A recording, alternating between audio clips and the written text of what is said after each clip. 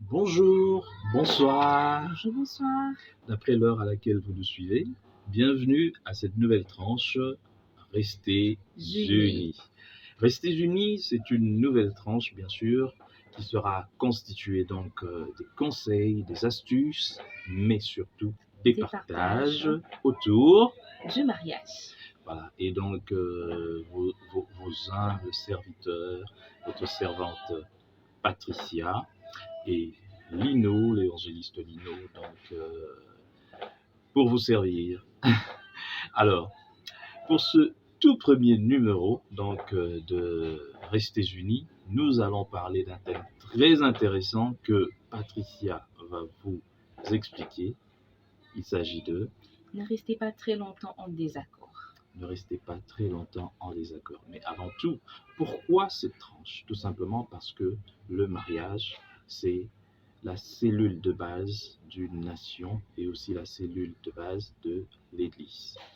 Donc, nous allons voir pourquoi il n'est pas bon pour un couple de demeurer en désaccord pendant longtemps. D'abord, nous allons le voir par expérience et après, je donnerai aussi 2 versets bibliques qui vont expliquer la chose. Alors, déjà, Patricia, pourquoi ce n'est pas bon pour un couple de rester en désaccord très longtemps?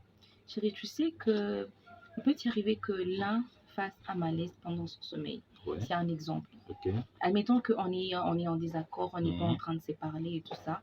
Je fais un malaise la nuit, je me dis, bah d'accord, on n'est pas en train de se parler, donc je ne vais pas te réveiller pour te dire, regarde mon état et tout.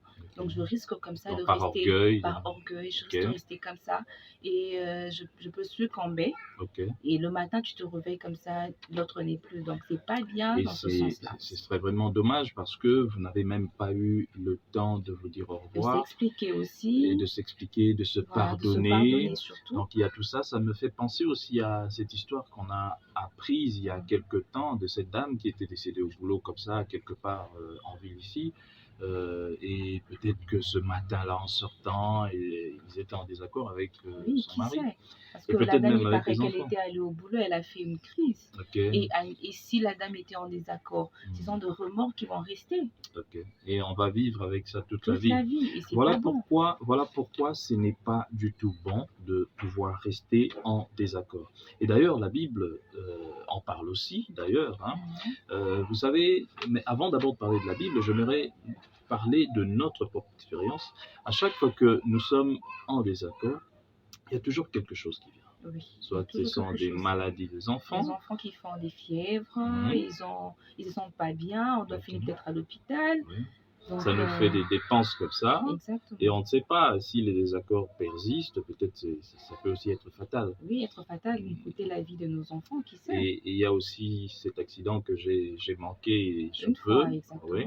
Alors, ce n'est pas bon pour un couple de rester en désaccord, surtout un couple qui a Chrétien. Jésus comme la troisième corde, parce que lorsque vous êtes en désaccord, cette corde-là ne fait que se délier et puis vous restez à deux.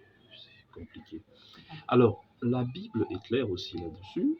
Dans Éphésiens, chapitre 4, verset 26, la Bible nous recommande de ne pas se coucher en colère. En colère, tant étant fâché. Voilà, de ne pas se coucher en colère, que votre colère ne se couche pas, que le soleil ne se couche pas sur votre colère, quelque chose comme ça.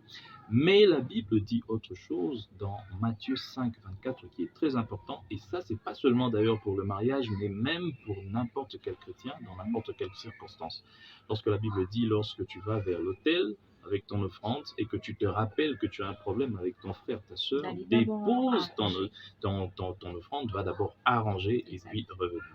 Donc c'est ça, c'est pas bon de rester dans des désaccords parce que ça occasionne beaucoup de choses, ça ouvre une porte, beaucoup de choses. L'ennemi peut en profiter, vouloir vous faire du mal, vouloir vous détruire parce que vous avez juste eu à ouvrir une porte qui est la colère et ça, ce n'est pas du tout bon. Voilà.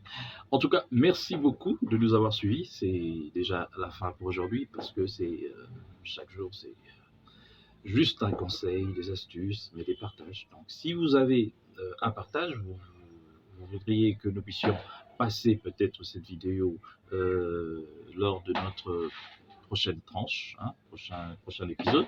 Donc, vous pouvez le faire, nous écrire ou envoyer cette vidéo via WhatsApp. Le numéro est affiché au bas de l'écran. Ou alors nous écrire aussi par mail. L'adresse est affichée au bas de l'écran. Qu'est-ce que nous pouvons dire? Là, on est à la fin. Bon, à très bientôt. On va revenir vers vous dans peu. Ok. Entre-temps, portez-vous bien, que le Seigneur vous bénisse abondamment. Alors, comme c'est sur Internet, vous pouvez nous écrire de n'importe quel pays.